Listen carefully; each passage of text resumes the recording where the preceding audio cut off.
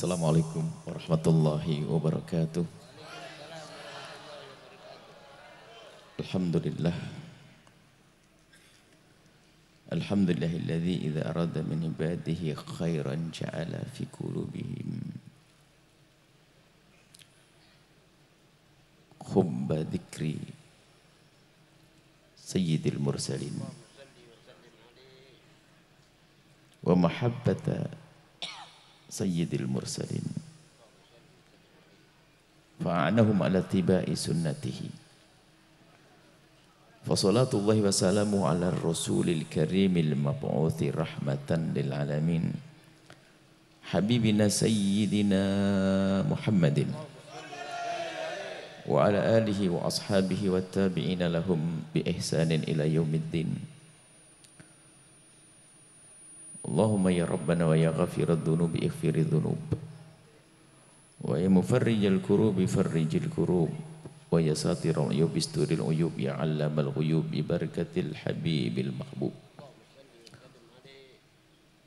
As'aluka ya Rabbana mahabbata habibika sayyidina Muhammad.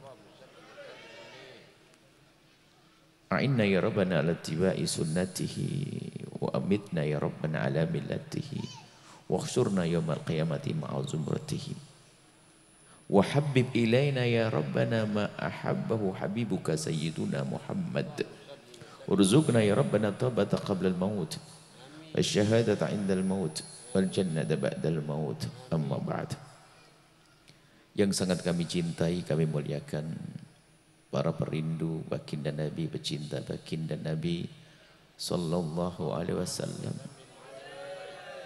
Dan sungguh kalau gelar itu benar ada pada kita, kemudian diakui oleh baginda Nabi, maka kita selamat. Mendapatkan janji Nabi, anta ma'aman ahbabta. Maka jangan ragu untuk terus berusaha mendapatkan gelar itu dengan mengadakan perkumpulan-perkumpulan dengan orang-orang baik, dengan habaib, dengan para guru, dengan para habaib dzurriyyah baginda Nabi. Saat ini kita temani Habibana Ja'far. Semoga kita semua bisa terus istiqomah. Ada Habibana Ahmad dan habaib yang Masya Allah. Alhamdulillah, ini adalah langkah yang paling berat. Ujungnya mencintai Nabi, tapi ada pintunya. Pintunya ya kayak begini, bagaimana kita mengenal Nabi. Alhamdulillah pintu dibuka lebar-lebar dengan banyaknya orang yang mau berkumpul di tempat seperti ini untuk berselawat. Itu artinya kita telah membawa orang sebanyak-banyaknya masuk pintu. Dan harus kita yakini perkumpulan semacam ini besar manfaatnya. Sangat berbeda kalau kita datang satu demi satu berselawatlah engkau. Mungkin ada yang mendengar, akan tapi orang diajak kepada kebaikan kadang perlu ketenangan hati, kesenangan. Dengan suara yang indah, merdu, senandungkan salawat. Kita dimotivasi, diajak untuk senantiasa berselawat mengenal baginda Nabi. Ini adalah satu proyek raksasa menuju mahabbah Rasulullah sallallahu alaihi wasallam. Maka kami mohon yakini bahasanya perkumpulan semacam ini adalah perkumpulan yang agung, diagungkan oleh Zat yang Maha Agung, karena ini perkumpulan untuk manusia agung, baginda Nabi Muhammad sallallahu alaihi wasallam. Dan perkumpulan semacam ini tidak sekedar bermanfaat untuk kita, akan tapi kita telah menghadirkan satu syiar agung, gebiar. Ini menjadikan tersanjung, kita disanjung oleh Allah dengan perkumpulan semacam ini. Bahkan tadi disinggung oleh Habibana Ja'far, ini tempat-tempat yang mungkin selama ini tidak dipakai beribadah, tiba-tiba hari ini lihat menjadi tempat ibadah. Sehingga betul yang ngurusi tempat ini, taman dan sebagainya, akan mendapatkan pahala dengan adanya acara-acara semacam ini. Ini pintu ya, kita baru masuk pintu, maka Anda harus melanjutkan perjalanan sampai Anda kepada kecintaan kepada baginda yang sesungguhnya. Tapi kalau kita tidak masuki pintunya, tidak. Jadi mencintai Nabi itu adalah hasil buah daripada upaya yang panjang. Kita ini berkumpul ini adalah berusaha untuk mencapai kepada kecintaan. Dan mungkin kita lebih beradab mengaku mencari cinta daripada kita mengaku-ngaku cinta. Biar kita terus bersemangat. Yang repot kita mengaku punya cinta, tak tahunya nggak ada cinta. Itu kan problem. Maka teruskan program ini dan ajaklah orang sebanyak-banyaknya. Indah kita menyenandungkan sholawat sanjungan untuk baginda Nabi Sallallahu Alaihi Wasallam. Dan faedah sholawat dasar. Sholawat itu maknanya sambung hatinya umat atau cinta kepada Nabi dimulai diantaranya dengan memperbanyak sholawat. Maka sholawat yang berkualitas. Ada kalau sudah orang di hatinya ada baginda Nabi, beres urusannya. Dikisahkan suatu ketika ada orang yang kami hadirkan beberapa kisah mungkin singkat yang ada hubungannya dengan keadaan kita di zaman ini. Problem kita ternyata kita jauh dengan baginda. Ada dikisahkan suatu ketika ada orang yang punya watak jelek, kebiasaan jelek, bangkit syahwat yang tidak bisa dihentikan. Bahkan sering terpeleset dalam dosa. Lalu dia mengadu kepada baginda Nabi, ya Rasulullah, aku punya syahwat besar. Sehingga aku sering terpeleset dalam keharaman dosa.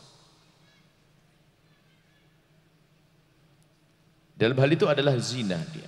Semoga Allah menjauhkan kita dari zina. Semoga Allah buka pintu halal untuk kita dan semoga Allah mencukupkan kita dengan yang halal sehingga tidak berurusan dengan zina. Zina adalah hina, zina adalah dina. Hina dina zina itu hina di diri dan hina di keluarga. Kalau ada orang kafir masuk Islam, seorang cucu masih bangga ayahnya, kakeknya mu'allaf. Tapi seorang cucu yang mendengar neneknya pezina, ada rasa malu yang panjang kisahnya. Siapapun yang pernah terpeleset dalam zina, semoga Allah mengampuninya dan menutup aibnya dan semoga Allah membuka pintu halal. Ada kisah seorang yang dirinya dikuasai oleh keinginan melakukan urusan keharaman. Diingatkan oleh baginda Nabi. Dengan akalnya, lihat, tidak cukup rupanya orang benar dengan akal. Ilmu banyak belum tentu jadi baik. Kalau hatinya tidak sambung dengan Nabi. Rupanya dengan Nabi ini sangat penting. Orang belajar dengan Nabi, pinter, cerdas, belum tentu selamat kok. Bayangkan pada zaman Nabi ada orang setiap Nabi ceramah ada di situ. Menghafal ayat Al-Quran yang turun. Omongan Nabi didengar dan dihafal. Bahkan kalau Nabi, kalau dia pergi selalu titip pesan kepada orang, bahkan dibayari agar mencatat Nabi Muhammad ngomong apa. Tapi ternyata dia tidak selamat karena hatinya tidak sambung dengan Nabi. Dialah Profesor Abu Jahal. Udah profesor. Nah, tidak semua profesor selamat, hati-hati. Ada Profesor Abu Jahal. Permasalahannya apa? Tidak ada sambung hati dengan Nabi. Makanya hati-hati. Jangan ganggu urusan hatimu dengan Rasulullah. Sekarang banyak upaya-upaya menjauhkan kita dengan baginda Nabi. Sesaat dijauhkan dari bahasa Arab, sesaat dari Arab, sesaat dijauhkan dengan ahli bait Nabi, sesaat dijauhkan.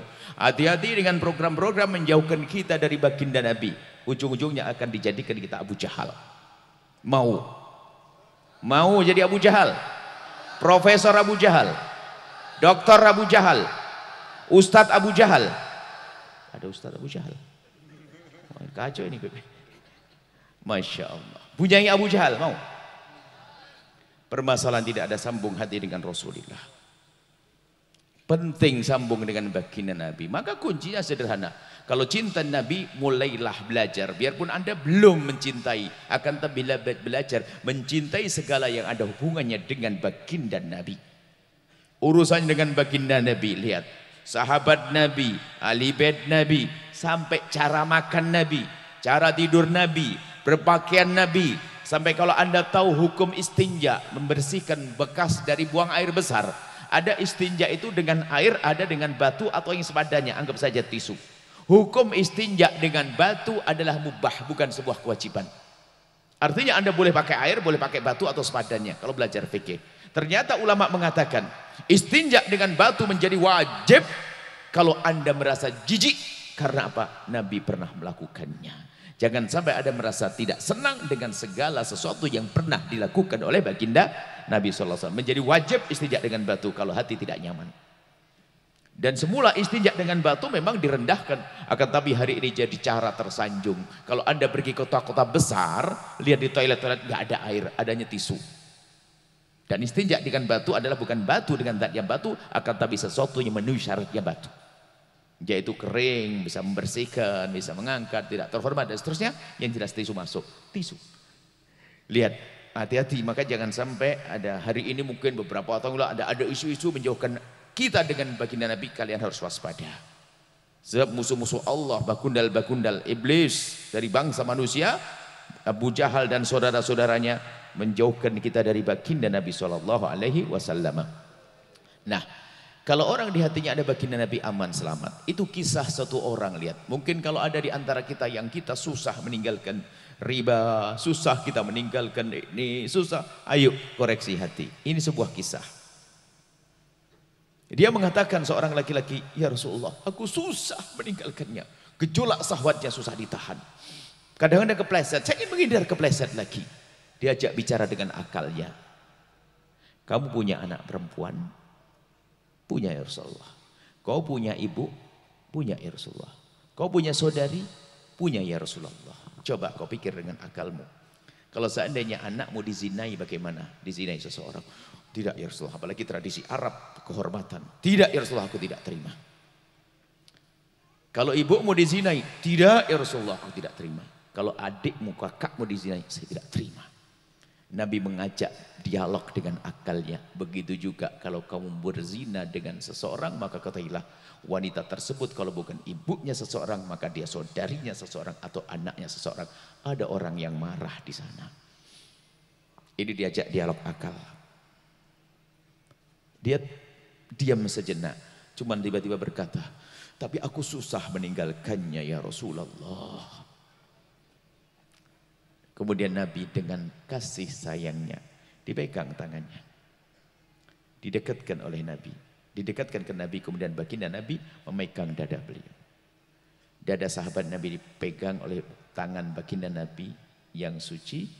Kemudian pandangannya memandang mata baginda Nabi.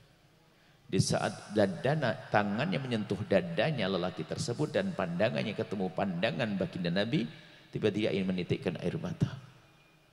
Lalu berkata, ya Rasulullah, mulai saat ini aku tidak akan lagi mau melakukannya ya Rasulullah. Berubah. Rupanya dari pandangan kasih Nabi masuk ke hatinya. Ada cinta yang tumbuh saat itu. Mulai saat ini aku tidak akan melakukannya. Nah, ini luar biasa kunci Nabi ini. Mungkin ada yang hari ini berbisik, lah itu kan pada zaman Nabi ada Nabi enak banget dipegang dadanya. Hari ini bagaimana gak ada Nabi? Lah permasalahannya itu, pertanyaan ini yang jadi masalah bagi kita. Bagaimana kita kok selama ini merasa Nabi tidak mengelus dada kita? Bagaimana? Seharusnya Nabi akan selalu ada di hati kita. Kita hadirkan di hati kita yang akan mengelus dada kita setiap saat, sehingga akan menjadikan kita terjauhkan dari kemaksiatan. Dan memang cinta Nabi akan menjauhkan kita dari bermaksiat. Cinta Nabi akan menjauhkan dari bermaksiat. Maka yang mengaku cinta Nabi kok masih bermaksiat, terus tingkatkan upaya Anda untuk menumbuhkan cinta. Jangan putus asa. Ada sebuah kisah seorang sahabat Nabi namanya Tha'labah bin Abdurrahman. Seorang anak muda umur 14 tahun, akan tapi di dalam hatinya ada Rasulullah. Di dalam hatinya ada baginda Nabi. Sehingga orang ini tampak senyum kemana-mana, jalannya senyum. Karena apa? Di otaknya, hayalannya ngelihat Nabi terus. Jadi kemana-mana gayanya senyum. Karena apa? Kemana-mana yang terbayang di hatinya adalah siapa? Baginda Nabi SAW. Maka Habib kebayang kalau hari ini mukanya cemberut terus, kayaknya dia kebayang jin dia. Makanya jadi orang jangan cemberutan. Nabi itu basam. Makanya pecinta Nabi harus banyak senyum. Contohnya Nabi kayak ngelihat gendruwo. Apalagi itu sama istri cemberut sama suaminya. Ini Tha'labah bin Abdurrahman modelnya model basam, senyum. Jadi bayangin aja kalau lagi senang ya, istri yang bayangin suaminya bentar lagi datang itu masa tuh senyum sendiri dia. Gak ada orang, begitulah begitu. Ini Nabi yang dihadirkan di hatinya kemana-mana, senyum. Kalau diutus oleh baginda Nabi, dia jalannya cepat sampai yang lain bertanya, hei Tha'labah, kamu itu kenapa suka orang buru-buru terus? Jawabannya sederhana. Kalau aku diutus Nabi berarti kan aku jauh dengan Nabi. Aku pengen segera menyelesaikan lalu kembali dekat dengan Nabi. Kalau tidur di masjid dia memilih sebuah tempat yang mukanya nanti menghadap ke pintu yang Nabi akan masuk lewat tempat tersebut. Seperti anak kecil sekarang, aku melihat yang pertama, aku duluan lihat gitu loh. Jadi bangga di saat bisa melihat Rasulullah Sallallahu Alaihi Wasallam. Ada cinta di dalam hatinya. Kemudian suatu ketika diutus oleh baginda Nabi untuk hajat beliau. Melewati gang-gang kota Madinah. Madinah bukan seperti Madinah hari ini. Madinah yang waktu itu juga Madinah masih dengan kesederhanaannya. Rumah-rumah yang dengan pelepah kurma dan sebagainya. Pintu dengan pelepah kurma yang sangat sederhana. Saat itu Tha'labah bin Abdurrahman melewati satu gang. Rumah sederhana ada angin berhembus. Menerpa pintu, lalu pintu terbuka. Manusia normal kalau ada pintu terbuka kan keluar suara, noleh dia. Rupanya di balik pintu ada tempat mandinya perempuan rumah, tempat kamar mandi yang hanya dengan kelambu. Nggak ada kamar mandi kayak suka di pintu kuat, nggak ada. Hanya kelambu ditutup begitu. Di situ ada pintu. Pintunya kebuka, otomatis angin menerpa, kain kelambunya tersingkap. Ada wanita mandi di situ. Tha'labah karena dengar suara mengikuti suara, terlihat perempuan yang lagi mandi. Buang muka dia, menangis dia menyesal. Kenapa aku melihat? Kotak banget mataku ini. Kenapa melihat dia menangis kebingungan? Yang kebayang di matanya siapa? Baginda Nabi. Nabi pasti tahu nanti dikasih wahyu. Nabi kan dengan wahyu. Malu dia.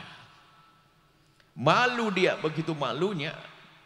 Takut dia dengan Nabi. Bingung dia. Namanya anak kecil belum punya solusi. Dia hanya berjalan saja, hanya bingung, berjalan, ngikuti arah langkah kakinya. Nggak tahu kemana. Yang penting pokoknya malu dia. Mau balik ke Nabi takut. Seperti orang begitu anak kecil karena nggak bisa, padahal minta maaf kan selesai atau bagaimana. Dia bingung dia. Karena begitu agungnya cintanya dan menganggap ini pelanggaran besar, maka dia bingungnya, bingung betul-betul bingung. Sampai dia berjalan nggak tahu kemana. Di sana ada yang menanti, yaitu baginda Nabi Sallallahu Alaihi Wasallam. Baginda Nabi menanti. Di waktu sholat ditunggu tidak ada, sholat berikutnya tidak ada, sholat berikutnya juga tidak ada. Akhirnya Nabi menyuruh, wahai Abu, coba kau cari di mana Tha'labah. Umar cari Tha'labah. Salman cari Tha'labah, dicari. Tidak ada di Madinah. Ngadu Nabi, ya Rasulullah kami tidak menemukan di Madinah, di rumahnya juga tidak ada.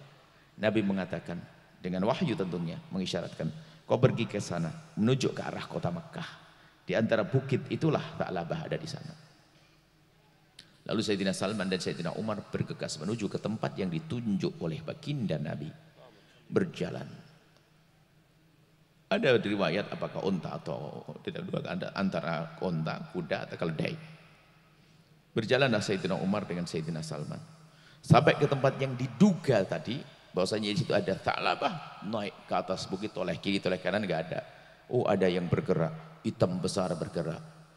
Kambing. Orang-orang udah kambing banyak, gembala kambing. Duga, ini jangan-jangan dia ini. Atau paling tidak bersama orang ini. Didekati, bukan. Ada lagi rombongan sana, dekati, bukan.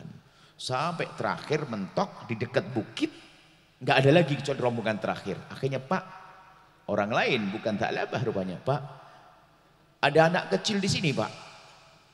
Iya, ditanya begitu, jawab, oh banyak anak kecil, ini kan kampung sebelah ini. Oh enggak.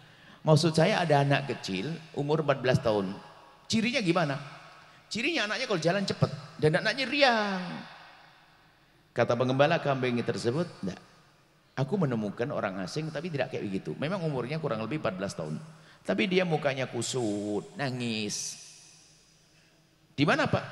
Ada di situ dia, di atas bukit. Saya bisa lihat, Pak? Boleh. Kemudian Sayyidina Umar berjalan. Jangan, kata pengembala kambing. Jangan ke sana kamu. Kalau tahu ada orang mendekat ke bukit, dia naik lagi ke atas. Kasihan dia. Memang kenapa begitu? Nggak tahu, dia kelihatannya ketakutan sama orang. Kata Sayyidina Umar, terus bagaimana aku bisa melihat wajahnya, Pak? Kau tunggu di sini. Setiap menjelang maghrib dia turun. Aku siapkan susu di mangkok. Aku taruh susu di mangkok. Dia langsung turun meminum susu dan naik ke atas. Begitu setiap hari. Oh gitu? Iya.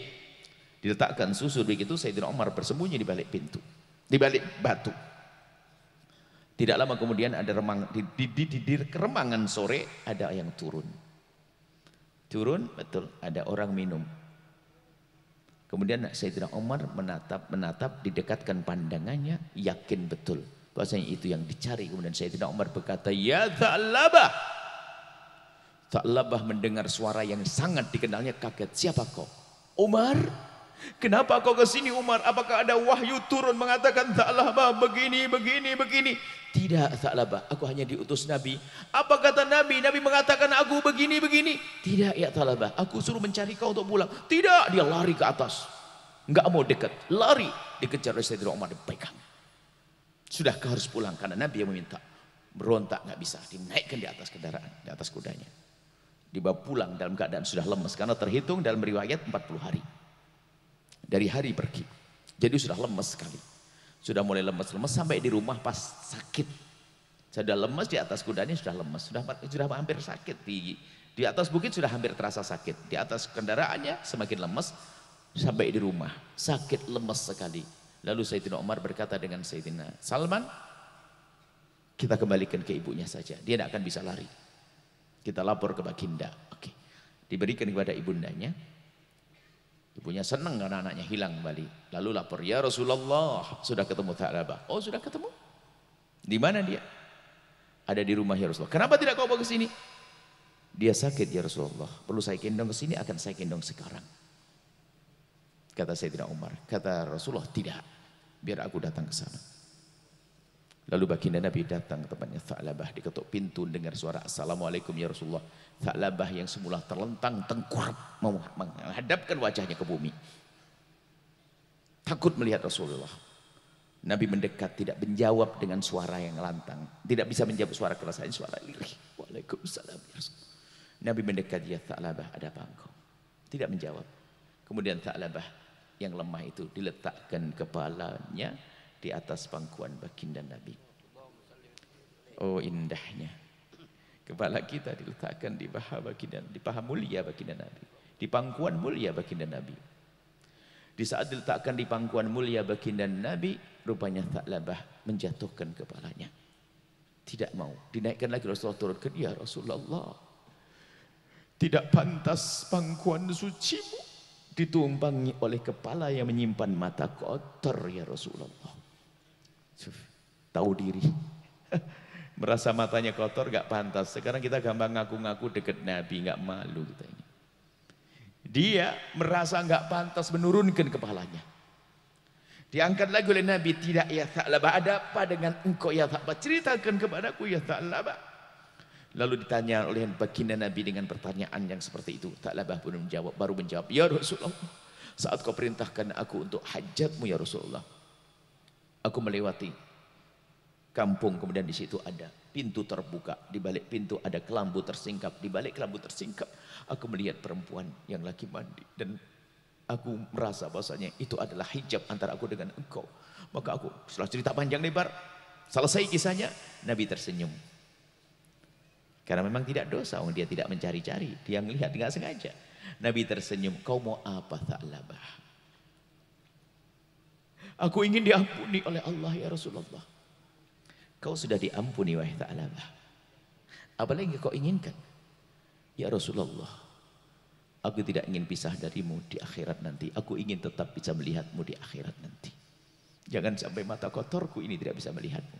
Dijawab oleh baginda Nabi, "Kau akan bersamaku dan kau akan melihatku setiap saat di surga." Sallallahu alaihi Nabi Muhammad. Kemudian setelah itu apa? Tha'labah mengadu, "Ya Rasulullah, aku menemukan antara kulit dan dagingku seperti ada semut merayap." Lalu Nabi menjawab, "Itu sakaratul maut. Ucapkan kalimat thayyibat la ilaha illallah." Ditalkan Nabi mengucapkan la ilaha illallah. Kemudian Tha'labah mengikuti la ilaha illallah. Setelah mengucapkan la ilaha illallah, Nabi merasakan beban di pangkuannya. Artinya kalau sudah beban berarti sudah dicabut nyawanya. Lalu matanya ditutup oleh baginda Nabi. Kemudian dimandikan oleh baginda Nabi, dikafani oleh baginda Nabi, disolati oleh baginda Nabi, diantarkan jenazahnya oleh baginda Nabi. Bahkan di saat baginda Nabi menghantarkan jenazah Tha'labah bin Abdurrahman, baginda Nabi merasa berjalan, dipandang oleh sahabat Nabi, jalan Nabi itu aneh, seperti jinjit, seperti ada yang mendesak Nabi. Lalu sahabat Abu Bakar ini berkata, ya Rasulullah, kenapa jalanmu begitu, makan muasak tempat luas, kenapa jalanmu gitu? Baginda menjawab, malaikat pada turun mengiring jenazahnya Tha'labah. Lihat, yang perlu kita ambil faedah dari kisah ini, kalau orang mencintai Nabi, lihat, salah kecil pun kayak gede, bahkan bukan salah, apalagi urusannya dengan mata. Maka kami menganggap kisah itu kisah terpenting hari ini. Jangan sampai kita ngaku cinta Nabi, pengen melihat Nabi, tapi mata kita melihat suatu yang haram, yang tidak benar, yang dibenci Nabi, baik di alam nyata atau di alam maya. Mana pengakuan kita kepada cinta Nabi? Kami menganggap cerita ini penting banget, karena hari ini Masya Allah handphone mengajak kita untuk jauh dari Nabi. Maka hei hamba Allah, takutlah untuk melihat hal-hal yang tidak pantas di handphone, di laptop. Ingat baginda Nabi, ingat baginda Nabi. Iya, kita bisa salah, tapi jangan terus menerus, segeralah berhenti tobat. Bahkan kalau ada yang melewati handphone kita, so tidak pantas, buang pandangan kita dan ingat baginda Nabi, ingat baginda Nabi. Lihat, itu Tha'labah kisahnya bukan mencari-cari, bukan browsing di internet, bukan dia mencari-cari, tidak. Terlihat begitu saja, begitu merasa bersalah. Dan kami ingatkan, tolong pandangan itu membahayakan. Dan itu merusak mental, tanyakan pakarnya, merusak mental. Kalau orang biasa nonton hal-hal yang seperti itu, film-film kotor dan sebagainya yang rusak mental, ketahuilah di dalam Islam itu ada namanya mahram. Mahram itu orang yang tidak boleh saling menikah, ibu dengan anak, saudara dengan saudari, kakak adik, paman dengan keponakan, ayah dengan anak perempuan, anak dengan ibu, anak itu nggak boleh menikah, namanya mahram. Tidak boleh saling menikah. Kenapa? Ada kehormatan di situ, sehingga apa? Enggak masuk akal, mustahil seorang anak syahwat dengan ibunya, seorang ayah syahwat dengan anaknya. Akan tapi hari ini permasalahan yang kita temukan saat kita duduk dengan orang-orang ahlinya, dari pakar-pakar psikolog atau orang-orang yang ngurusi umat, ternyata hari ini rusak gara-gara tontonan yang kotor. Seorang anak usia umur 15 tahun mulai berani mengintip ibunya mandi. Ini kenyataan. Bagaimana kok teganya, kok bisa seorang ayah syahwat lihat anak perempuannya gara-gara pandangan, gara-gara tontonan ini? Maka hai hamba Allah, takutlah kepada Allah. Kalau orang sudah biasa menonton tontonan ini, matanya kotor banget, tidak melihat satu orang perempuan kecuali dia mencari-cari sisi uniknya yang membangkitkan syahwatnya. Itu bahaya. Belum lagi dalam rumah tangga akan menjadi rumah tangga tidak indah. Biarpun katanya istrinya cantik, yang di otaknya adalah, yang di hayalannya adalah sesuatu yang tidak ada di alam nyata, hanya di hayalannya, sehingga dia akan merendahkan pasangannya. Istriku tidak seperti yang aku lihat di sana, suamiku tidak seperti yang di sana. Akan tapi resep nabawi, resep dari Allah agar semakin indah pasangan kita, agar semakin indah hubungan kita. Dengar, kullil mu'minina yaghuddu min absarihim. Katakan kepada kaum pria, katakan kepada orang beriman agar menutup matanya. Semakin seorang laki-laki menjaga matanya, semakin indah yang ada di rumahnya. Sa'ulil mu'minati yaghdudna min absarihinna. Katakan pada para wanita agar menjaga matanya, agar menjaga matanya, nanti akan semakin indah di rumahnya. Subhanallah, ini urusan pandangan. Hati-hati, hari ini bukan seperti zaman dulu. Kalau zaman kita masih zaman mau dan tidak ada televisi, hanya TVRI saja, ya. TVRI saja, ayo. Dulu jadi yang ada TVRI saja. Paling acara siang hari Ria Jenaka, betul? Oh, tua, ini tua, ini yang tahu Ria Jenaka tua. Ini. Acara yang paling menggoda, yang paling mungkin tidak ada. Mungkin katanya film akhir pekan, katanya enggak punya televisi, yang punya Pak Lurah saja. Di kampung yang punya Pak Lurah, hitam putih. Kalau mau dikasih warna kayak warna pelangi begitu, betul? Tua semuanya, Beb. Ini, masya Allah, panjang umur. Ya. Lihat zaman itu zaman aman. Kalau pencapir. Betul ada? Nah ini harus menghafal begitu biar kita dianggap tua, Beb. Habib, antum harus menghafal gitu, Beb, biar orang bisa anggap antum tua nanti. Antum dianggap muda terus nggak enak antum nanti. Masya Allah. Baik. Lihat. Di hari begitu lihat, paling sesuatu yang tidak nyaman di masyarakat namanya layar tancap. Betul?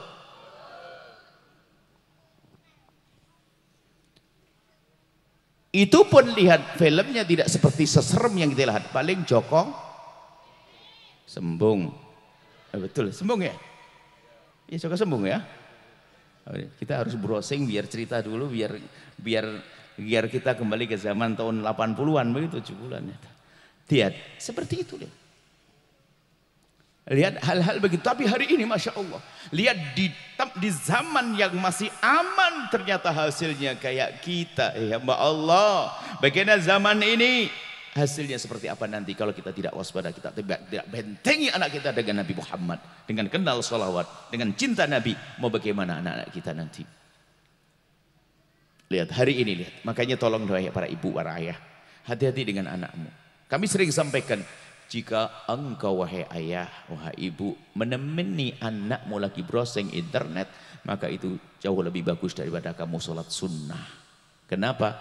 Agar tidak liar browsing internetnya. Jangan latah.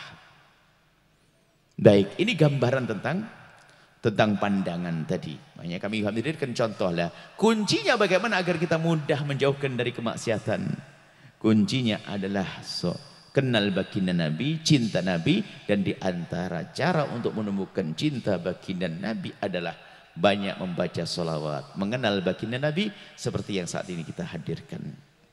Maka jangan sampai hanya di pintu, kami katakan ini pintu menuju cinta yang sejati. Maka praktekkan di rumah, perbanyak sholawat sambil koreksi. Jangan sampai kita hanya mengaku-ngaku cinta Nabi akan tapi pandangan kita pandangan yang nggak pantas. Kamar kita jangan-jangan setelah dikunci kita nonton bebas-bebasnya, kalau di luar tampak kayak wali, kayak malaikat. Setelah masuk kamar dikunci, tidak tahu apa yang dilihat, takutlah kepada Allah, akan ditampakkan itu semuanya kepada Allah dan kepada baginda Nabi seperti Allah sebutkan. Ngaku cinta Nabi tapi kita ternyata bikin Nabi nangis. Ayo ini, pertama yang kita jaga adalah mata Anda. Kalau Anda cinta Nabi, ayo kita jaga agar kita tidak mudah melakukan kemaksiatan yang paling besar sebabnya adalah karena pandangan. Tontonan-tontonan yang kotor Anda harus waspada, hati-hati, jangan Anda mengentengkan. Apalagi ada seorang suami mengajari istri untuk nonton film kotor, katanya untuk agar semangat dalam hubungan suami istri. Di saat kau pergi wahai suami, istrimu nonton sendiri. Bodoh itu orang, itu suami ngajari. Karena apa? Urusan syahwat unik. Yang ia lihat bahasanya apa? Lebih bagus yang ada di film daripada yang dilihat di alam nyata. Akhirnya merendahkan pasangannya. Maka indah kalau mata Anda terjaga, semakin indah pasangan Anda. Jangan main-main urusan ini. Kalau Anda tidak bisa menjadi 100% Tha'labah bin Abdurrahman, anggap saja 10% deh. Harus ada punya rasa malu urusan mata. Jangan sampai mata kita tidak bisa melihat baginda Nabi nanti. Baginda Nabi yang cahaya memenuhi mahsyar, jangan sampai kita tidak melihat. Baik, kita jaga mata kita dari pandangan kotor tadi, baik di alam nyata, Allah Maha Tahu, atau di alam maya. Kemudian ini, kembali urusan cinta. Jadi tadi orang menjadi reda syahwatnya di saat ingat Nabi. Kalau mungkin ada bergolak syahwat, perbanyaklah sholawat. Membaca sholawat akan terbebaskan kita dari hal-hal yang tidak baik. Bahkan segala urusan kok, segala problem itu aslinya kuncinya kalau kita serius sholawat akan terselesaikan. Allah yang menyebutkan walladzi yusalli alaikum wa malaikatuhu liyukhrijakum minadh-dhulumati ilan nur. Allah yang berselawat kepada kalian dan malaikatnya untuk mengeluarkan kalian dari kegelapan menuju cahaya, gelapnya syahwat, gelapnya rizki, gelapnya. Walladzi yusalli, Allah berselawat kepada kalian. Loh, Allah berselawat kepada kita. Arti Allah, makna Allah berselawat kepada kita, mengeluarkan kita dari kegelapan. Lalu jawabannya, pertanyaannya, bagaimana agar Allah berselawat kepada kita? Walladzi yusalli alaikum.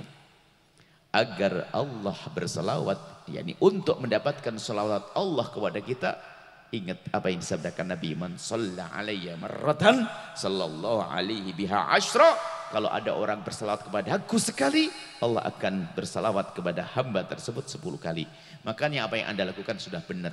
Makanya yang benar, karena Anda sudah benar, selawatnya yang benar. Pulang dari tempat ini, Anda ini untuk belajar, prakteknya nanti saat di rumah. Waktu Anda naik sepeda, Anda berselawat, hadirkan Nabi di rumah Anda. Kita hari ini syukuran rumah, rumahnya rumah baginda Nabi, harus begitu. Kita bicara ini syukuran rumah. Rumah baginda Nabi, baginda rumah baginda Nabi. Jangan ada maksiat masuk rumah. Dianjurkan dibacakan surat Al-Baqarah. Kemudian lihat, jadikan rumah ini adalah rumah baginda Nabi. Gini loh bahasanya sederhananya. Bukan rumah beliau saja, rumah kita. Kira-kira kalau Anda kedatangan Habib Ja'far ke rumah, seneng nggak? Baik. Kalau baginda Nabi datang ke rumah Anda, senang tidak? Baik, pertanyaannya, kalau Nabi ke rumah Anda, senang enggak kira-kira? Yang benar, jangan-jangan nangis. Gambar siapa itu? Yang ditempelin di situ tuh. Gambarnya orang nggak sujud, musuh, yang musuhiku. Tontonannya begitu kira-kira. Yakin berani Nabi datang ke rumah? Mikir sekarang ya. Makanya jadikan rumah Anda rumah. Kalau seandainya Nabi datang sewaktu-waktu, Anda tidak malu. Dan Nabi sesungguhnya akan datang sewaktu-waktu. Mana Nabi datang apakah? Karena Nabi adalah seorang Nabi. Dikatakan oleh Imam Malik, arwahnya orang di alam barzah adalah tidak terikat. Itu arwahnya orang biasa. Adapun anbiya wa sholihin punya kekhususan. Artinya punya riayah. Tidak usah bicara, ini bukan masalah halu, bukan khayal. Akan tapi memang rohnya tidak terikat dengan materi. Akan tapi ketahuilah bahwasanya, merasa bahwasanya Nabi hadir di rumah kita adalah bentuk kecintaan. Karena amal kita akan disodorkan kepada Allah, dilihat oleh Allah, dan Nabi kita melihat. Lu kita ngaku cinta, tapi di rumah kita nggak pantas dimasuki Nabi. Lalu apa yang kita andalkan? Bagaimana kita ngadep kepada Nabi? Jadi bikin rumahmu itu adalah rumah yang seandainya Nabi ada datang, kita sudah tidak malu lagi. Nggak ada yang perlu diturunkan. Cuman kadang sebagian dari kita itu lebih takut kepada kita, Habib, daripada kepada Allah dan Nabi. Hei, ada Habib Ja'far, pakai kerudungnya. Ada Habib Ja'far, ada Buya Yahya, pakai kerudungnya. Jadi kalau Buya Yahya yang perginya dibuka, memang Allah tidak melihat. Ini kan kacau. Akan tapi Anda ini perindu Nabi Muhammad yang sejati. Ya, jadi jadikan rumah Anda rumah Rasulullah. Rumah yang Nabi kalau seandainya masuk Anda tidak malu lagi, Anda tidak bingung. Gambar yang harus ada di situ, gambar yang menjadikan orang cinta kepada Allah dan Rasulnya. Kalimat-kalimat, televisi, tontonan-tontonan. Ada televisi-televisi yang mengajarkan pada kemuliaan. Ada Dalwa TV, ada Al-Bahjah TV, banyak TV-TV. Antum buat belum? Harus besok habis ini. Habib Ja'far TV nanti. Nah, lihat sudah ada yang Islami yang ada sholawat dan sebagainya. Kenapa kok kita masih nonton yang menjadikan Nabi tidak mau masuk rumah kita? Yang Nabi bakal menangis dekat itu semuanya. Kita buat berubah-ubahan. Rumah kita harus kita jadikan rumah mulia. Termasuk kami ingatkan di samping rumah itu ada sign dengan indah, kemudian syar'i, budayakan di rumah ini adalah budaya baik. Sholawat diperdengarkan. Malu kalau yang kita perdengarkan ke tembok-tembok adalah sesuatu yang dibenci Nabi. Anda harus malu dong, ini amanat. Jangan sampai di sholawat di majelis keluar sholawatnya hilang. Kemudian apa? Di rumah, tolong rumah itu jadikan rumah yang indah untuk beribadah. Jadikan semua tempat di rumah Anda itu jadi saksi ibadah Anda. Dan ini nyiasati kemalasan kita. Anda bisa saja sholat Anda berpuluh-puluh rakaat tidak hanya waktu bulan Ramadan. Amalkan cara ini. Jadi disunahkan Anda membuat saksi yang banyak di rumah. Jadi kalau Anda sholat sunnah itu jangan Anda di musola Anda itu yang panas, gak ada ventilasinya, banyak debunya, itu panas. Itu bikin sholatnya cepat pergi itu. 2 rakaat langsung panas begitu ya. Anda bisa melakukan sholat sunnah di mana? Anda punya 4 tiang paling tidak. Tiang pertama pindah, tiang kedua, tiang ketiga, tiang keempat, di dapur, di kamar anak-anak, sambil sholat sampai anak-anak. Nggak harus pakai sajadah, tanah semuanya suci kok. Jadi kan siasati kemalasan kita di dalam beribadah, di rumah kita, dengan pindah-pindah kita melakukan sholat sunnah. Coba Anda mungkin sholat sunnah 10 rakaat sudah enteng. Pertama di anak pertama sambil lihat, sambil kontrol dia sudah tidur atau belum, langsung Allahu Akbar 2 rakaat. Anak kedua Allahu Akbar, tiang Allahu Akbar, sambil ngangetin nasi Allahu Akbar. Wah, tatonya ibu solehah banget nih. 10 rakaat sebelum tidur, siasati. Jadi kan rumah Anda rumah yang mudah Anda untuk melakukan ibadah. Berzikir, bersalat, itu baru rumah istimewa. Baik, kita lanjutkan ya. Setelah kita menjaga mata dari memandang aurat, itu bahaya sekali. Akan tapi lihat, tanda cinta Nabi adalah mata Anda tidak akan melihat umat Nabi dengan pandangan merendahkan. Ini masih urusan dengan mata. Maka jangan kau gunakan mata Anda untuk melihat umat Nabi dengan pandangan merendahkan. Umat Nabi secara umum, apalagi jika segala sesuatu itu ada hubungannya dengan Nabi. Kalau naik ke atas lihat ada sahabat Nabi, kemudian ada ahli bait Nabi, ada ulama Nabi. Ini orang biasa umat Nabi saja nggak boleh kita merendahkan ya hamba Allah. Maka di sana ada rambu-rambu. Yang pertama, jangan Anda biasa mencari-cari kekurangan orang, mencari-cari aib, dosa dan kesalahan orang ya hamba Allah.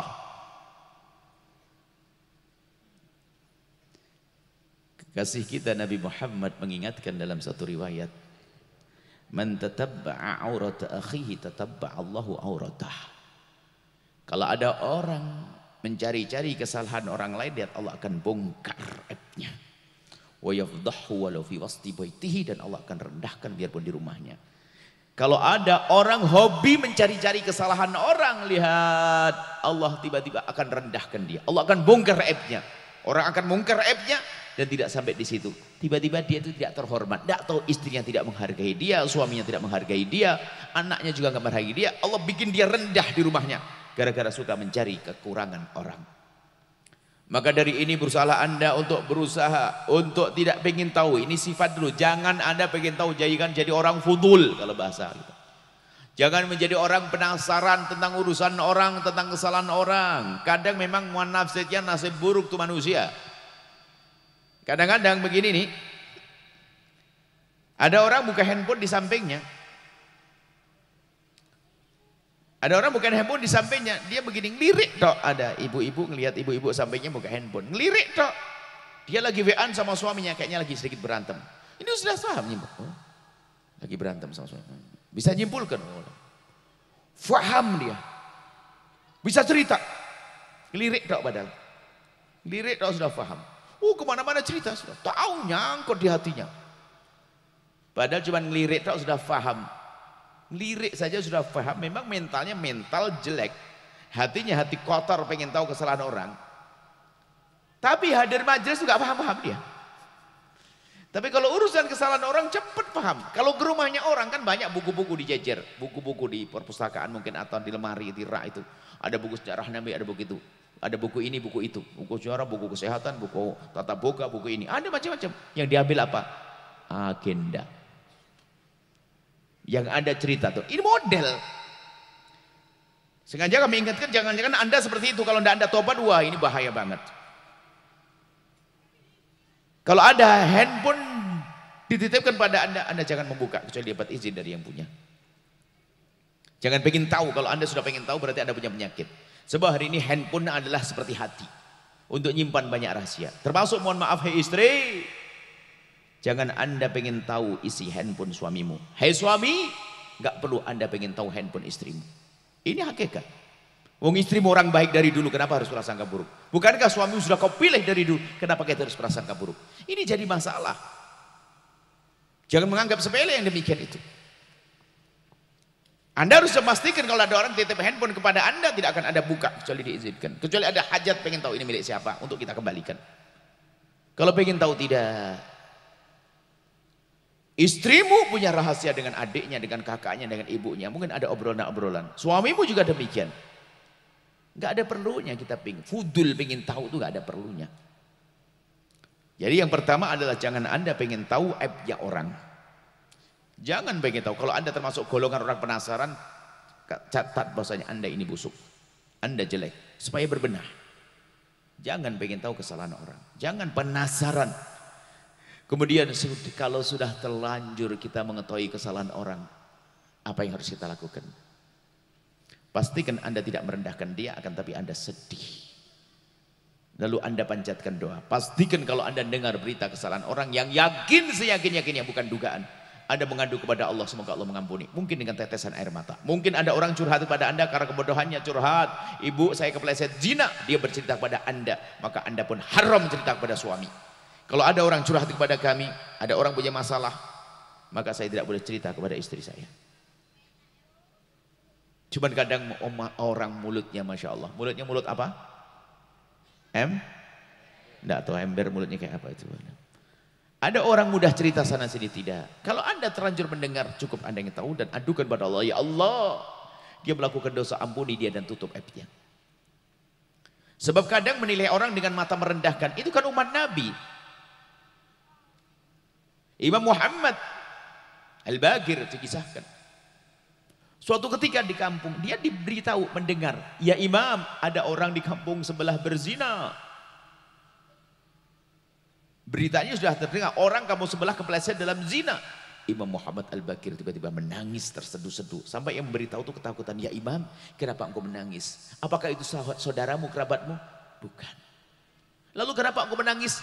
Yang aku ketahui adalah di kampung sebelah itu semuanya umat Islam, umat Nabi Muhammad. Berarti yang telah berzina adalah umat Nabi Muhammad. Dengar berita perzinaan nangis. Bukan malah nyebarkan berita keburukan orang ke sana kemari, tidak. Hati-hati dengan sifat buruk menilai orang dengan merendahkan, menyebarkan aibnya orang, hati-hati. Mengakuin cinta umat Nabi, cinta Nabi kok dengan umat Nabi tidak cinta. Cuman kadang kita melakukan kehinaan seperti itu nggak sadar. Mungkin ini kita menghadirkan sebuah contoh lah, kisah seorang ibu yang solehah katanya. Ahli tahajud, ahli puasa Senin Kemis. Suaminya juga begitu, Pak Haji, Bu Haji. Rajinnya luar biasa. Senin Kemis, puasa Senin Kemis. Puasa Daud bahkan kadang. Tahajudan, habis tahajudan itu. Karena di kota begini, habis tahajudan, jam 3 malam ada suara motor. Berhenti. Di samping rumahnya. Sang ibu haji baru doa, baru nangis dia. Buka gorden. Terbuka-buka itu melihat. Rupanya apa? Anak gadis tetangga yang umur 23 tahun diantarkan seorang laki-laki. Ditutup lagi. Pak. Apa ma? Astagfirullah Pak, anak tetangga. Kenapa? Jam begini diantarin laki-laki dari mana aja? Ya Allah, astagfirullah. Anak perempuan itu gimana bapaknya? Apa enggak? Siapa ma? Itu tetangga samping rumah kita langsung. Astagfirullah ma. Kalau itu ma, saya ingat sekarang. Ibunya dulu juga begitu. Ibunya di bawah. Lagi tahajudan. Lihat nasib buruk. Lagi tahajudan gunjing orang. Hati-hati orang yang hobi tahajud tapi tidak menata hatinya. Kadang karena ibadahnya orang punya hafalan Quran, merasa dia sudah dekat pada Allah, begitu mudah merendahkan orang lain. Hati-hati. Hari ini mungkin kita menangis saat ini, akan tapi coba mungkin di tengah jalan sana, di alun-alun, di terminal, di stasiun, melihat seorang perempuan yang di saat ada mobil lewat kemudian melambaikan tangan, ingin menumpang di mobilnya, mengajak melakukan kehinaan. Apa yang ada di hati Anda? Ayo, yang baru pengajian, yang baru nangis pengajian, apa yang ada di hati kita di saat melihat wanita semacam itu? Mungkin ada dari ibu-ibu berkata, astagfirullah, malam-malam begini, ya Allah ngapain di sini, ya Allah. Mungkin ada seperti itu. Kita pengen tahu siapa di antara kita yang di saat melihat anak muda yang 4 anak muda yang digardu mabuk, atau anak gadis yang seperti itu, atau perempuan yang melambaikan tangan untuk dia mengajak berzina. Di saat kita melihat wanita semacam itu, siapa di antara kita yang di saat melihat orang semacam itu, kemudian kita menundukkan kepala, meneteskan air mata, mengangkat tangan lalu berkata, ya Allah, itu umat kekasihmu Nabi Muhammad, ampuni dia ya Allah, hentikan dari kehinaannya. Dengan kesedihan, siapa kayak begitu? Ayo, kita sering sombong, kayak sudah punya surga petentang. Ayo, nah ini memandang umat. Tanda cintamu kepada Nabi Muhammad, indah pandangmu kepada umat Nabi Muhammad. Namanya pandangan kasih sayang. Jadi jangan ingin tahu kesalahan orang, kejelekan orang. Setelah itu Anda jangan mudah menceritakan kejelekan orang. Kemudian terakhir adalah jangan biasa mencaci. Nah, Jangan mudah mengolok. Khususnya suami dan istri ini. Kadang-kadang suami mencaci istri. Caci maki, ada suami caci maki. Maka kami selalu ingatkan, hei suami, jika engkau menemukan kekurangan istrimu, jangan kau sebut di depannya sampai mati. Kalau itu dosa, adukan pengampunan, mohonkan pengampunan kepada Allah. Tapi menyebut kekurangan kadang menyakitkan. Biarpun bahasanya bahasa lembut, nggak enak. Bahasanya sanjungan nggak enak, misalnya ya. Seorang istri atau suami lah manggil istrinya ayang. Ayang, oh mentariku, oh semestaku, oh galatiku, oh sayangku, oh cantikku, oh kalau iya abang, kenapa sih abang? Iya ayangku, kenapa hidung ayang begitu? Kurang aja, marah kan dia, tersinggung dia. Iya abang sayang, kenapa mulut abang juga begitulah, mulai caci maki. Memang menyebut kekurangan tidak indah, menyakitkan. Kadang orang mulutnya nyelekit. Suami jangan nyelekit, istri yang nyelekit. Kadang nggak sadar ngomongnya. Kalau menemukan istrinya kurus ya biarin, enggak usah. Kenapa kok kamu kurus banget? Biarin. Suka dong, kemana kamu gemuk banget? Yang sakit. Loh, menjaga perasaan ini termasuk mahal sekali. Akhlak paling mulia, akhlak mulia adalah menjaga perasaan orang. Menjaga perasaan jangan tersinggung. Coba aja Anda sebagai seorang istri, suami Anda setiap minggu pulang langsung bawakan bedak pemutih kulit pertama. Kedua Anda masih senyum. Yang keempat, iya memang saya hitam gitu kan. Gak enak. Jadi hati-hati itu penting menjaga perasaan. Kalau tentang suri toladan saya ingat kisah Habib Abdul Qadir bin Ahmad As-Segaf. Menjaga perasaan orang itu penting. Habib Abdul Qadir bin Ahmad As-Segaf itu disahkan oleh Habib Ali. Dikisahkan bahwa beliau itu datang ke rumah muhibbinnya. Seorang awam didatangi seorang guru, wah girangnya luar biasa, senangnya disambut begini. Wah, setelah selesai mau keluar diantarkan, sampai masuk mobil diantarkan mobil, ditutupkan dibantu nutup mobil. Wah senang masih ngobrol. Setelah selesai pergi.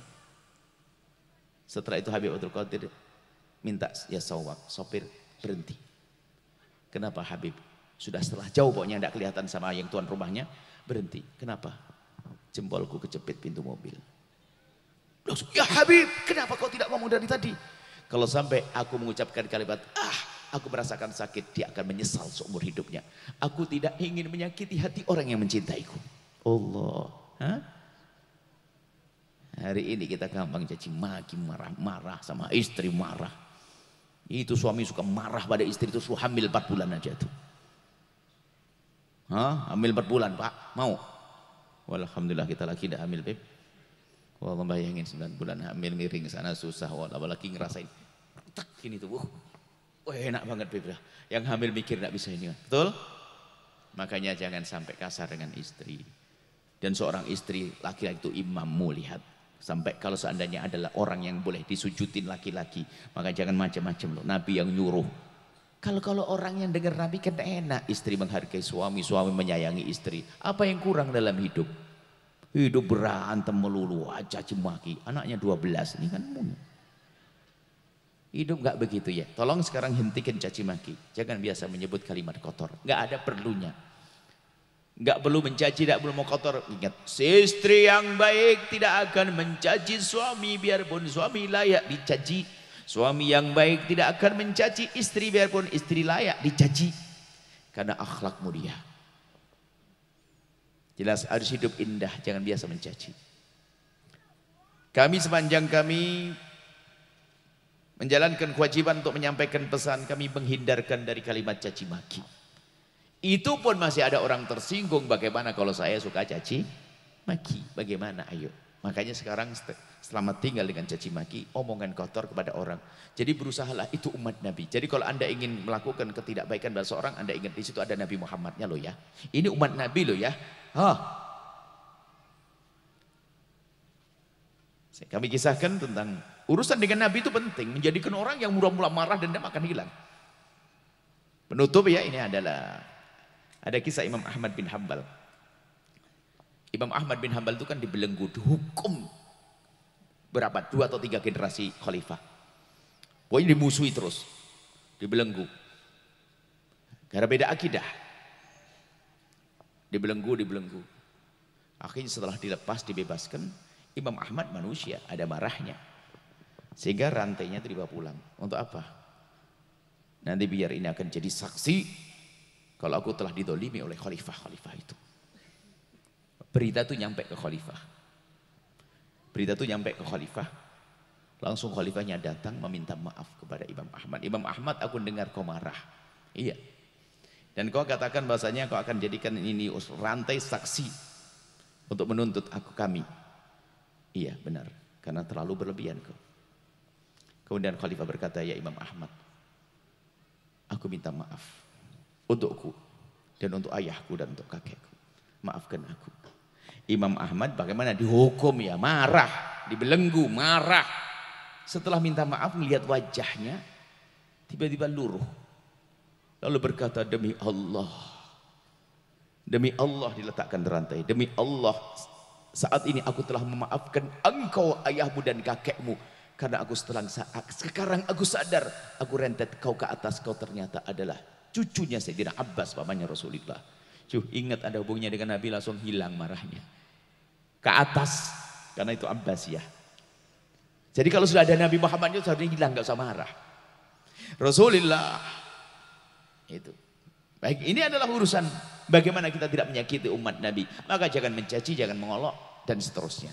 Ingat ya, keindahan yang harus kita hadirkan. Malam ini kita akan hidup indah, termasuk ada pesan politik. Ini politik, tahun politik. Kami adalah pesan politik. Saya berpolitik ya dong. Ini politik kami, dengar. Kita harus indah, lihat, harus menjadi juru damai di negeri ini, berpolitik yang benar. Jangan sampai gara-gara pemilihan presiden berantem, lihat. Kita ini kadang, masya Allah, kok bodoh banget kita ini, kok gampang banget kita ini bermusuhan, lihat. Kalau anak kecil main bola itu kan senang-senang, setelah itu biarpun kalah dia biasa saja. Tapi sekarang tuh main bola kalah berantem bunuh-bunuhan. Ada atau tidak? Aneh. Loh katanya pengen senang-senang. Begitu mudah kita bermusuhan hari ini. Pemilihan presiden lihat. Ada 01, 02 dulu lihat. Loh, yang satu jadi presiden, yang satu jadi menterinya. Begitu kan? Si kampret sama cebong sampai hari ini belum akur. Ini kan aneh kok, bodoh banget. Kenapa kita bermusuhan dengan umat Nabi? Sudah nggak perlu lagi. Kita harus cerdas kita, jangan mau diadu domba. Ini umat Nabi dong berantem. Jadi kami berharap bahwa pemilihan berikut tahun yang akan datang, berbeda pilihan, kita bisa minum teh bersama. Sama-sama umat Nabi. Dan ingat, pemilihan ini adalah semua berijtihad untuk mengetahui calonnya. Berijtihad untuk mengetahui, berijtihad berusaha untuk mengetahui calon terbaik. Sehingga setelah itu memilih. Pokoknya nanti kalau memilih, dengan catatan, Anda sudah berusaha pengen tahu tentang dia.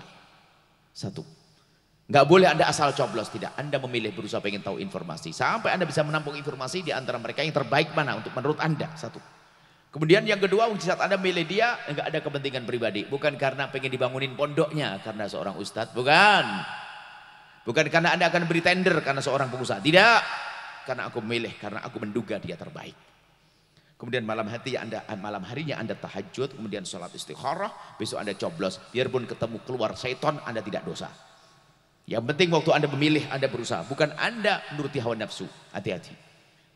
Baik, inilah cara memilih. Kemudian, pemilihan Anda dalam memilih presiden ini, ada rambu-rambu, lihat. Yang jelas, tentu ada yang terbaik di antara mereka. Tapi yang jelas mereka semua bukan malaikat. Dan tidak ada wahyu turun yang memerintahkan Anda, pilih dia. Nggak ada. Semuanya berijtihad dan semua orang punya ijtihad masing-masing sesuai dengan pengetahuan masing-masing. Maka dari itu dengar rambu-rambu ini. Kami harap rambu-rambu singkat yang punya handphone dicatat, disebarkan seluas-luasnya. Kalimat sederhana. Kalau orang megangi kalimat ini, lihat akan ketemu keindahan nanti. Kalimatnya sederhana. Tolong pegang handphonenya, tulis dan sebarkan. Dan sudah disebarkan. Kalau Anda belum menyebarkan, Anda ketinggalan. Sederhana. Sanjung, tulis. Sanjung calon pilihanmu sesuka hatimu, tapi jangan mencaci calon pilihan orang lain. Sanjung calon pilihanmu sesuka hatimu, tapi jangan caci calon pilihan, jangan mencaci calon pilihan orang lain. Dari mana rambu-rambu ini kami ambil? Dari baginda Nabi, hai hamba Allah. Ada orang mengatakan harus dijelaskan kejahatan dia. Sudahlah, Nabi lebih tahu tentang kebenaran. Nabi mengajarkan kepada kita, ada satu riwayat. Nabi mengatakan, inna min akbaril kabair, dosa besar yang paling besar adalah ayal'ana ayat subih ayal'ana rajulu abawaihi, ada seorang anak mencaci bapak ibunya, mengutuk bapak ibunya. Sahabat Nabi bertanya, ya Rasulullah, apakah ada anak mengutuk bapak ibunya? Oh ada. Seorang anak mencaci bapaknya orang lain, ibunya orang lain, maka orang lain akan marah membalas dengan lebih serem lagi. Maka dia telah menjadi sebab ibunya dicaci, ayahnya dicaci. Dan sekarang Anda harus merenung, calon Anda orang baik, bayangkan. Anda sebenarnya baik kok, Anda sering sholawatan kok. Cuman jeleknya Anda tuh, oh Anda gampang nyaci orang. Akhirnya Anda mencaci calon yang lain. Wah calon yang lain ini Masya Allah serem orangnya. Wah nggak bener dia. Sak pengikutnya nggak bener, serem. Gara-gara ada caci dia marah. Anda mencaci 1 kali cacian, dia membalas mencaci calon Anda yang baik 1000 cacian. Bahkan mungkin menfitnah, bahkan mungkin menjebak dan seterusnya. Lihat. Jadi mereka mencaci calon Anda gara-gara Anda. Faham atau tidak? Maka kadang-kadang saya kalau ada calon yang baik kemudian pengikut yang nggak bener, saya gemes sama orang-orang itu. Itu merusak bosnya, merusak orang yang dipilih. Sehingga orang lain terpacu untuk mencaci dan mengolok. Bahkan mencari-cari kesalahan untuk menjatuhkannya. Bahkan tidak sampai di situ, bisa saja menfitnah dan menjebaknya. Maka beradablah hai hamba Allah. Ingat, sanjung calon pilihanmu sesuka hatimu, tapi jangan mencaci calon pilihan orang lain. Kalau Anda mau pakai rumus ini enak.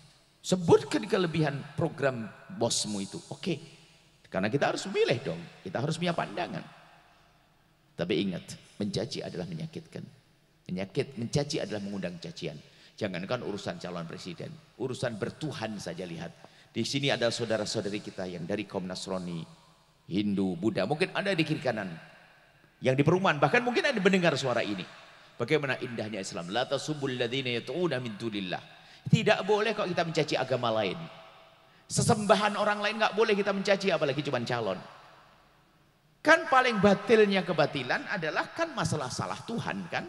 Tapi pun demikian kita tidak boleh mencaci. Nggak boleh kita mencaci Tuhannya orang Nasrani, Tuhannya orang Hindu. Ini Al-Quran yang melarang. Karena apa? Ini mengundang sampai kalau Al-Quran kan terusannya kalau kau mencaci nanti maka orang lain akan membalas dengan ketidakmengertiannya. Tambah serem. Maka insya Allah damai, pemilihan presiden damai. Insya Allah akan ketemu dengan presiden yang terbaik. Apapun yang terjadi kita harus indah. Dan ini gara-gara beda pilihan saja grup sholawat bisa berkurang loh ya. Yang nggak cocok dengan itu beda. Wah ini beda, enggak. Kita bisa saja pilihan presiden bisa minum teh bersama. Suami istri bisa saja, istrinya di kantor ini memilih 06, suaminya adalah di kantor sebelahnya 07. Wah ini presidennya banyak 7 calonnya. Jadi gak ada masalah untuk minum bersama. Nggak usah ribut, bodoh ribut ngapain. Tinggal ngomong, bang calonku kayaknya punya program ini. Oh, bagus semoga terwujud. Kalau bosku punya program beda, ini lebih penting. Oh gitu iya. Ini semuanya baik sanjung-sanjungan. Iya bang, tapi aku tetap pilihanku bang. Kalau masalah cintaku hanya padamu bang, tenang aja. Ada masalah pilihan memang sementara ini. Kalau seandainya abang jadi presiden tentu abang yang aku pilih. Cuman abang enggak, saya pilih dia bang. Mohon maaf bang, beda kita pilihan bang. Iya dong, nggak apa-apa. Subhanallah. Setelah pilihan presiden apa yang terjadi? Pergi ke dokter positif kembar 3. Itulah indah kok beribut terus. Anda harus cerdas, lihat. Bahkan saya guyoni dengan tim sukses. Kalau Anda tim sukses tidak berani menyuarakan kalimat saya ini yang pendek ini, Anda bikin kerusakan kayaknya. Serem ini. Tajam ya, nggak berani. Wong seruan kebaikan kok takut. Sanjung calon pilihanmu sesuka hatimu, jangan mencaci calon pilihan orang lain. Selesai. Lah kok tidak berani? Mau apa? Capek kita dengan permusuhan. Kita hari ini kita diadu domba. Kadang-kadang satu majelis, wah heboh tentang ini, ulama, habaib, kan dibelah-belah dan sebagainya. Ini cuma, aduh habis ini presiden pemilihan, wah berantem kok, bodoh banget. Enak hidup indah, lihat senang ketemu senang lihat senang nih, masya Allah, salihah salmah ini. Ini anaknya 16, 17, 11, 20, wah ini, amin. Punya anak 16 pada takut. Coba tak suruh milih bu, yang suaminya yang ada sini istrinya. Ibu soleha, siapa punya anak 16? Mikir. Sekarang ibu suruh milih, punya anak serem kayak setan atau 16 jadi ulama semuanya?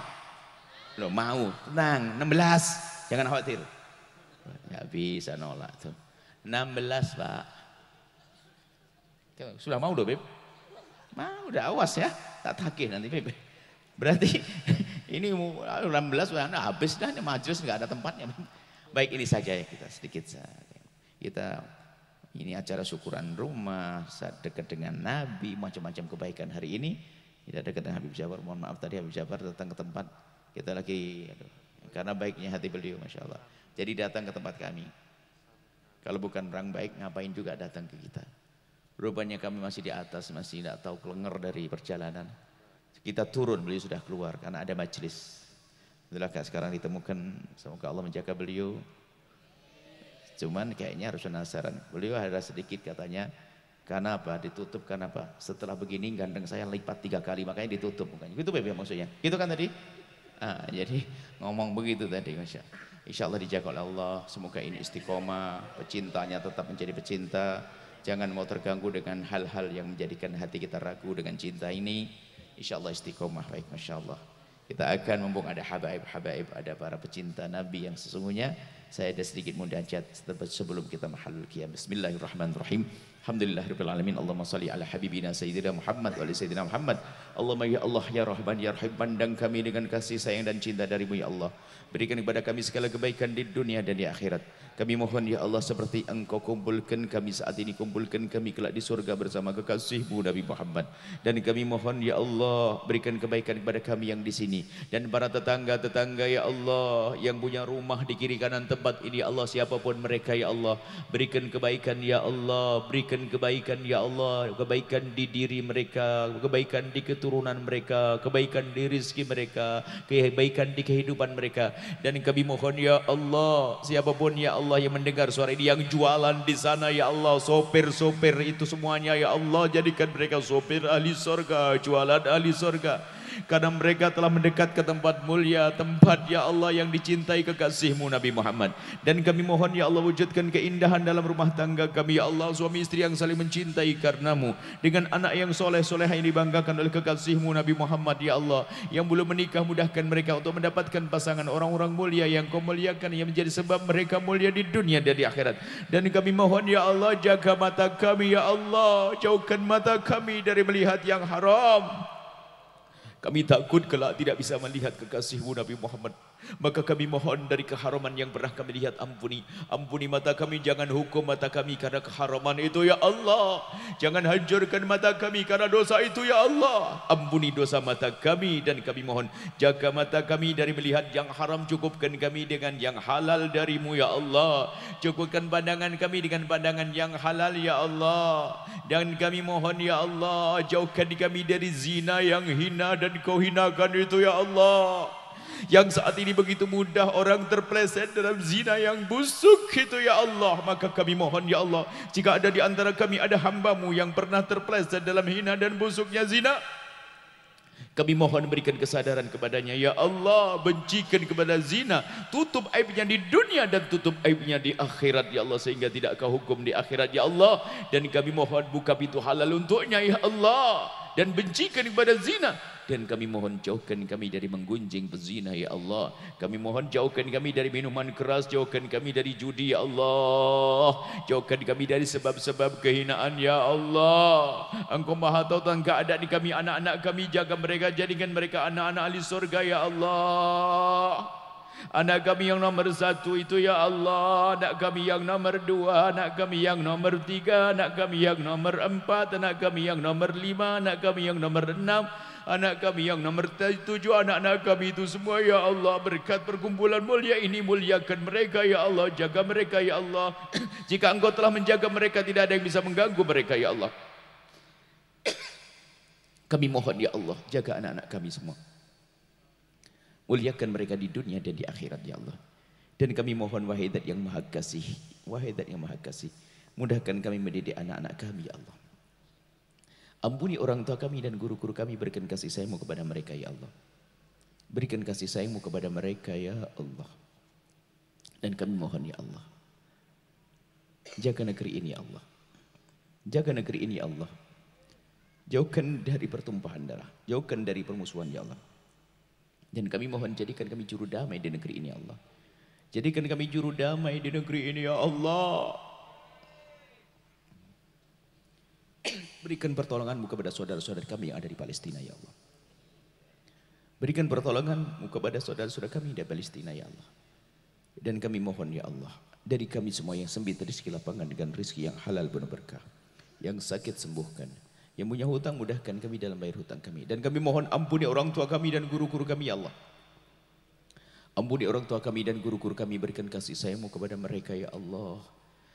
Yang masih hidup ya Allah, panjangkan umur mereka dalam ketaatan serta sehat walafiat. Dan kami mohon ya Allah, jangan Kau jadikan ini pertemuan terakhir kami di dunia ini ya Allah. Kami masih ingin bertemu dan bertemu dan bertemu di dunia dengan keindahan, keindahan, keindahan, hingga kelak di surga bersama kekasih-Mu Nabi Muhammad ya Allah.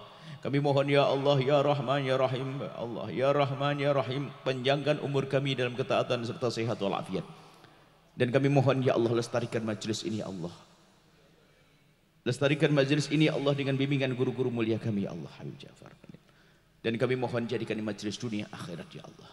Dan jadikan majlis yang membuahkan kemuliaan kami di dalam diri kami, keluarga kami, di dunia dan di akhirat ya Allah. Dan kami mohon ya Allah, berikan kepada kami semua husnul khatimah, mati dalam keadaan iman. Dan kami mohon ya Allah, jauhkan kami dari benci dan dengki kepada sesama kami. Jauhkan kami dari benci dan dengki dan dendam kepada sesama kami. Maka kami mohon ya Allah, jika ada orang menyakiti kami, ada orang zalim pada kami, jika ada orang aniaya kepada kami, jika ada orang menfitnah kami, jika ada orang menggunjing kami, jika ada orang memprasangka buruk kepada kami, kami mohon ampuni dia ya Allah. Jangan hukum dia ya Allah, karena dia umat kekasih-Mu Nabi Muhammad. Kami tidak ingin ada orang masuk neraka karena berbuat zalim kepada kami ya Allah. Kami telah memaafkan dia, maafkan ya Allah, wahai Zat yang Maha Kasih.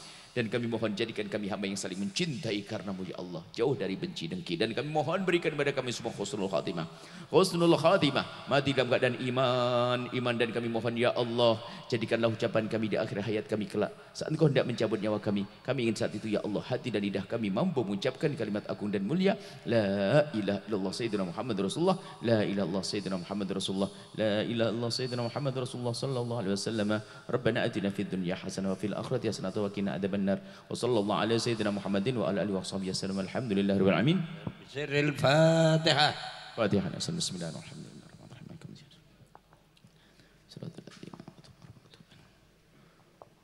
Amin ya rabbal alamin. Masya Allah, terima kasih banyak. Masya Allah, mohon doa selalu Habib Ja'far. Masya Allah semuanya ya khair. Maka assalamualaikum warahmatullahi wabarakatuh.